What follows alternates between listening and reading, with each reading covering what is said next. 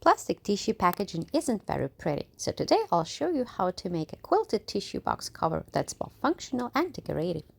For this project you'll need cotton fabrics of contrast colors, fabric scraps work also perfectly, and you also need iron-on fleece.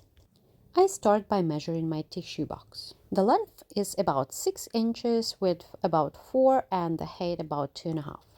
And my finished product measures about 7 inches in length, 4 inches in height and 4 inches in width. If you prefer to make it shorter, you can just trim the quilt block. My next step is to sew folded star quilt block. I cut 8 by 8 inches fabric square and ironed on the fusible fleece. Once I finished with the block, I will cut it in the middle to create this half star for each side. I ironed on my fleece already, but if you use batting, then first do quilting and then cut it to the size. Next, I need to mark the lines going through the middle of this square. And now let's work on the layers. For the layers, I cut 4 over 3 inches fabric squares. For each layer, I will need 8 pieces. And for each piece, I will need to make a fold about 1/2 inch or 1 centimeter.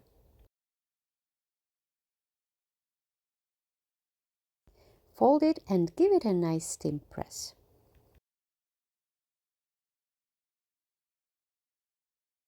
Repeat it for each fabric piece.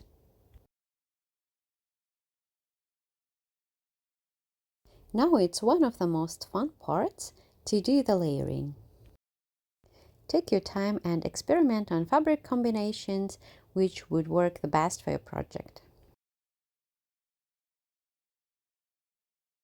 I like to work with contrast colors, but make sure that your last layer is not a see-through fabric. I will place my layers about 1/2 inch apart.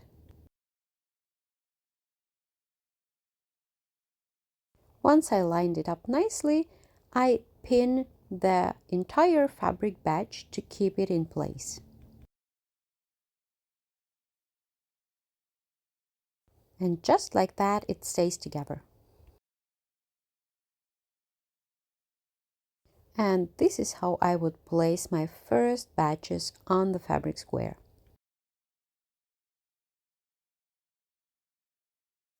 Make sure that your last layer overlaps your base fabric square. I will need 4 of these batches to start my folded star quilt block. But for the diagonal lines, I figured something else out.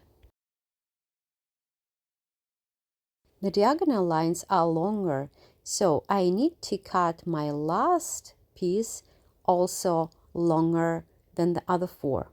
Fabric squares for the diagonal lines in the last layer measure 4 by 4 inches.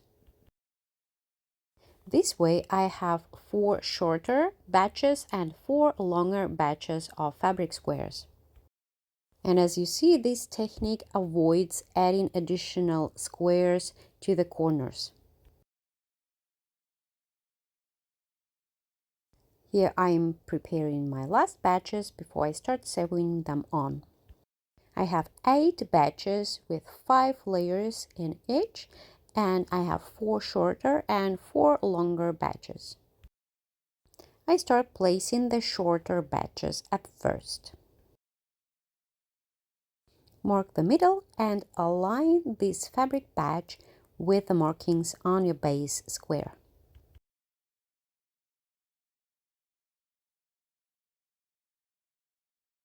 You can add the second batch at once. This allows the better alignment, and then you will make a seam through the middle.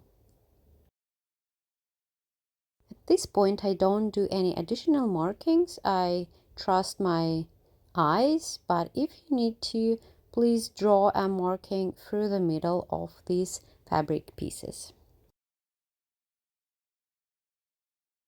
Don't rush while sewing, and stretch the fabric pieces to the sides to avoid the shifting.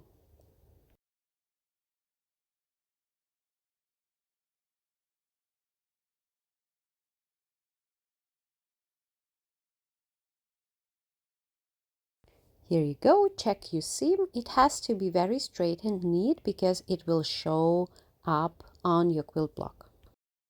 Next, I will add the batches one at a time. Take your time, align it nicely, straighten up your layers, and make a seam through the middle of this batch.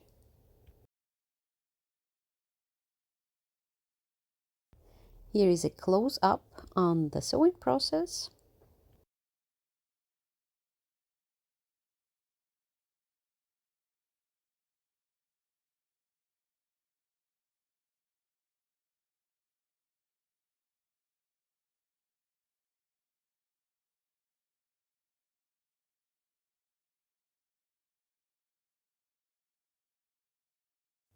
Here you go, check your seams, make sure that everything is aligned, and I am about to add the next batch.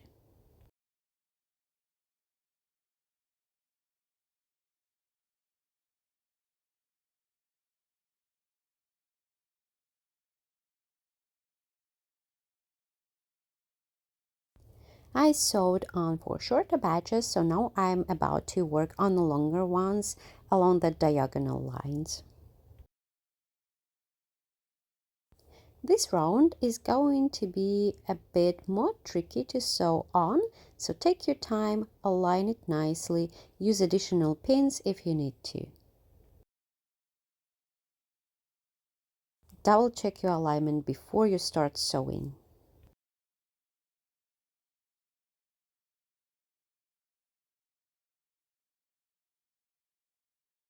Smooth the layers to the sides to avoid the shifting.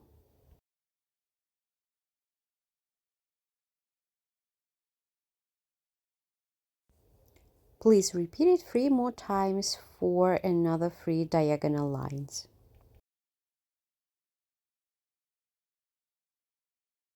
Here's a little trick how to keep the fabric pieces in place. Pin the fabric batches apart from the seam, and this way you can lay it more flat.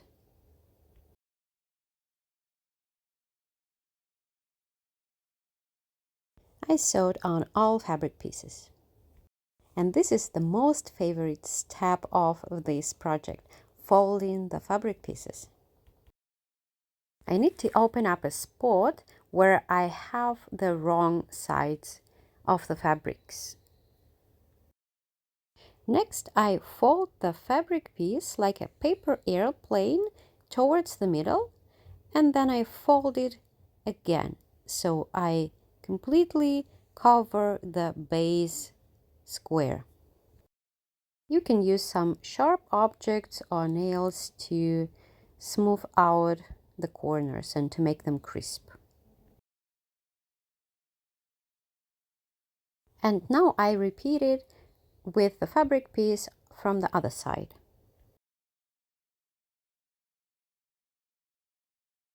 Make sure it lays nice and flat. Repeat these steps for all remaining fabric layers.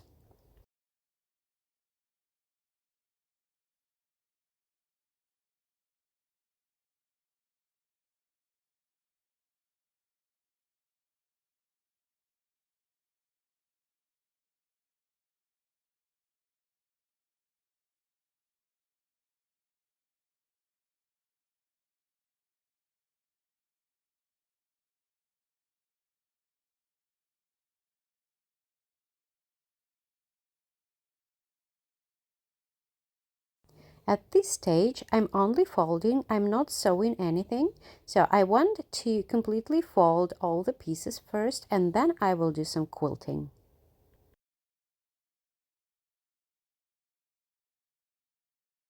If you fold it nicely, the pieces are not going to escape. You can also use more pins to secure the pieces in place.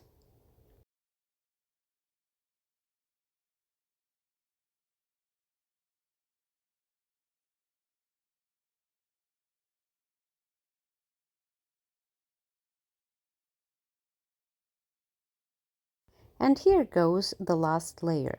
Since I used the longer piece over this diagonal line, I won't need to do any additional corner covering. I already got it covered.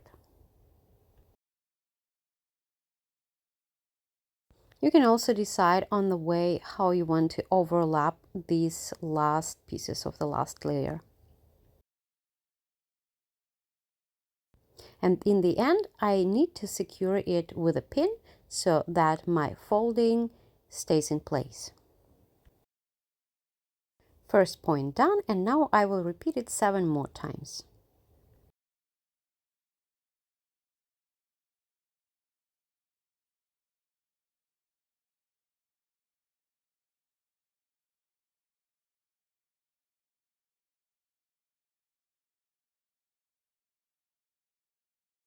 It is coming along really nicely, and I love my layers. I did all the folding, and now I will quilt.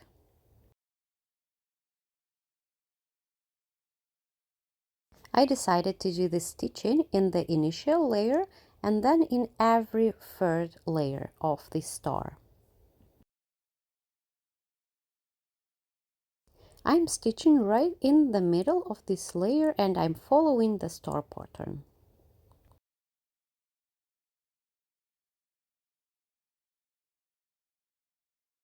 This is how it looks now, and I will repeat it for the other layers the same way. Don't rush the quilting, go really slow because the layering will add up the thickness, so make sure that your machine is not skipping stitches and that everything looks really nicely so your work will not be ruined.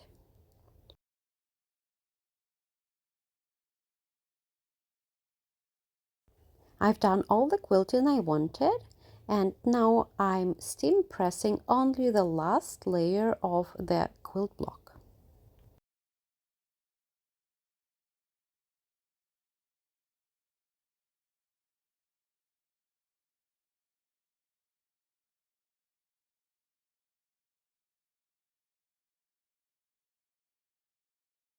To secure the layers, I will stitch around the quilt block on the wrong side.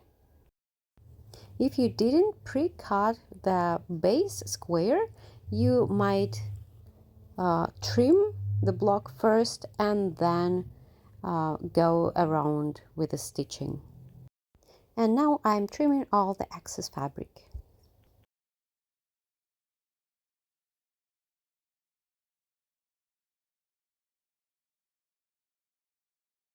And here is the reveal.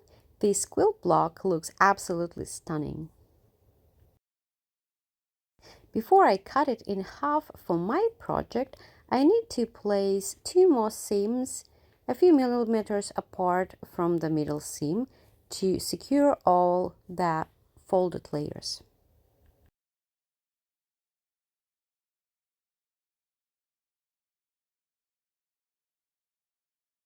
And once I've done that, I can cut the block in half along the middle seam.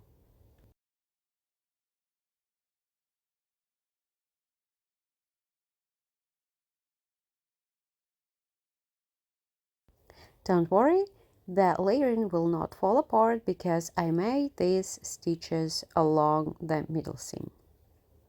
Now I can start with the assembly of the tissue box. I cut 11/5 inches strip for the bottom and 2 11/3 inches stripes for the flaps. I like to cut them from the fusible fleece first and then iron on the cotton fabric.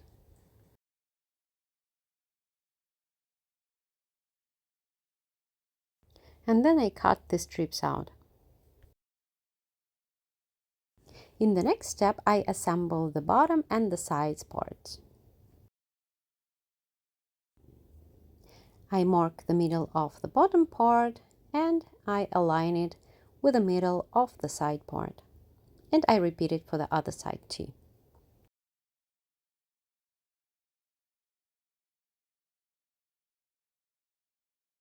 Stitch it along with a 1/4 inch seam allowance.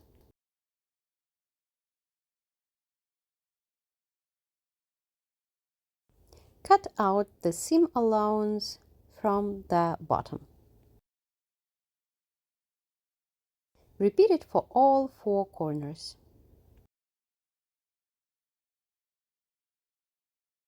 Turn it, smooth out the seam, steam press it a little bit, and then make a stitch along the seams. Repeat the previous steps for stitching the flaps.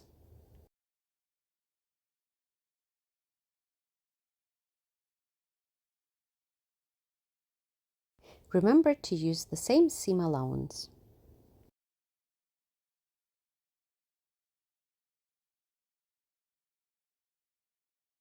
Once you've finished the stitching, trim the seam allowances from the flaps.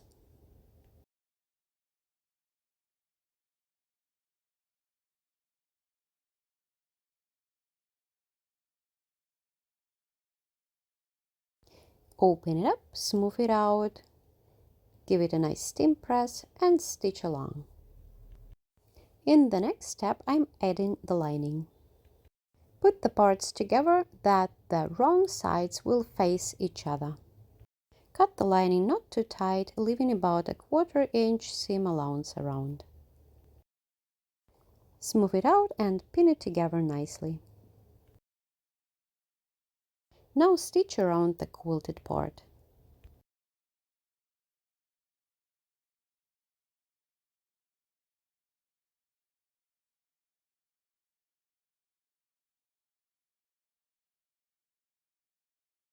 Once done with stitching, trim the excess fabric.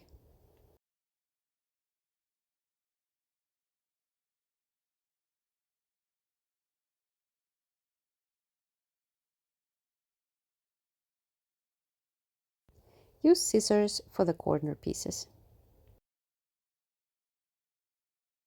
Make the binding for the flaps and for the lining. You can use bias or jelly roll strips.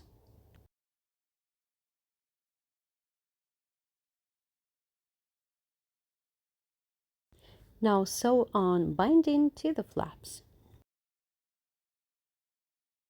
I like to do it in just one step.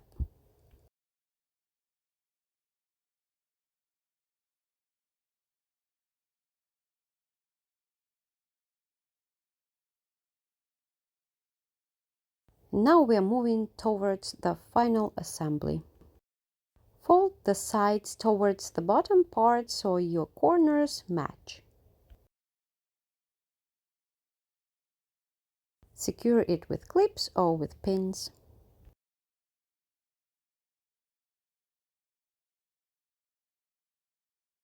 Fold in the other side and also match the corners.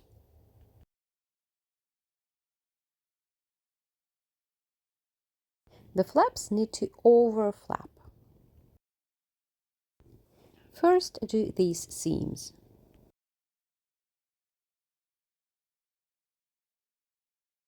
Using the binding, cover the seams you just made.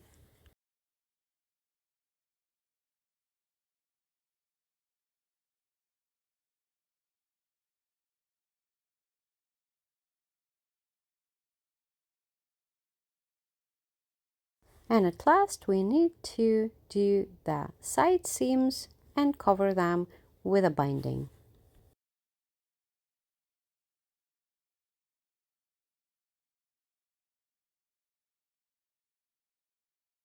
Repeat for all 4 sides. Use clips to secure the seams.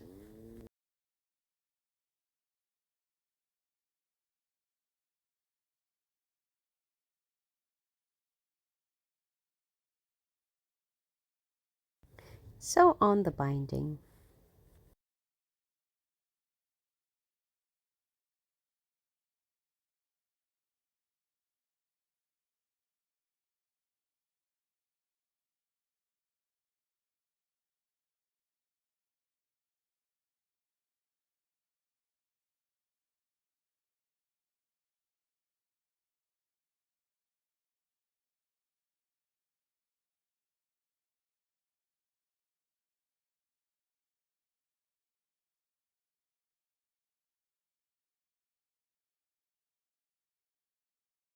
And it looks like my quality control approves.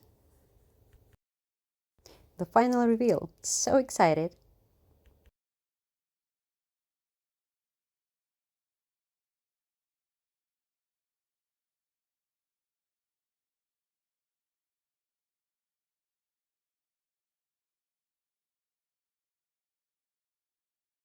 It is finished now and I'm really happy with the result.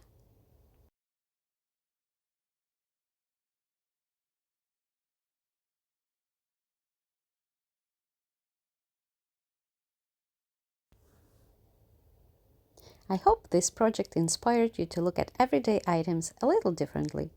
If you enjoyed it, feel free to like, subscribe, and sew along with me next time. Thank you. Bye.